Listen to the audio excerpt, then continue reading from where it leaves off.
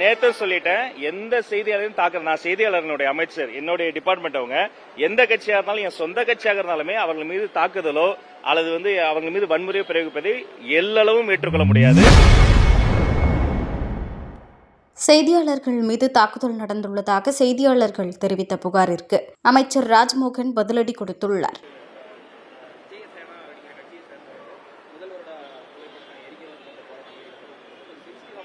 ரெண்டு விஷயங்க.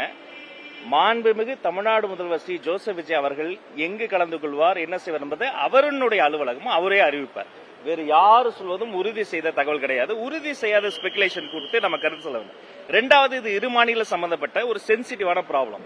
ஒரு திரைப்படத்தை குறித்து அந்த திரைப்படத்தினுடைய ப்ரொடியூசர் இருக்காரு, அந்த திரைப்படத்தினுடைய கலைஞர் இருக்காங்க, அவங்க பேசுவாங்க. நான் பள்ளிக்கல்வித்துறை சார்பாக 2 நாட்கள் பல நிகழ்ச்சிகள் வைத்திருக்கிறேன். அதனால வேறொரு சந்தர்ப்பத்தை பற்றி பேசுவோம். இது சென்சிட்டிவ் ப்ராப்ளம். இதுல நம்ம அவசரப்பட்டு ஒரு விஷயத்தை நம்ம சொல்லி எந்த மாநில மக்களும் காயப்படுத்தக்கூடாது. முதல்வர் எங்க போறாரா இல்லையாங்கிறது முதல்வரே அறிவிப்பார். நன்றி. நேத்து சொல்லிட்டேன், எந்த செய்தியாளரையும் தாக்குறது, நான் செய்தியாளர்களுடைய அமைச்சர், என்னுடைய டிபார்ட்மெண்ட் அவங்க, எந்த கட்சியா இருந்தாலும், என் சொந்த கட்சியாக இருந்தாலுமே அவர்கள் மீது தாக்குதலோ அல்லது அவங்க மீது வன்முறையோ பிரயோகிப்பதை எல்லளவும் ஏற்றுக்கொள்ள முடியாது. அந்த உண்மை தன்மையை விசாரிக்க சொல்லி இருக்கிறேன். அதன் பிறகு கட்சி ரீதியாக அவர்கள் மீது நடவடிக்கை எடுக்கப்படும். நன்றி.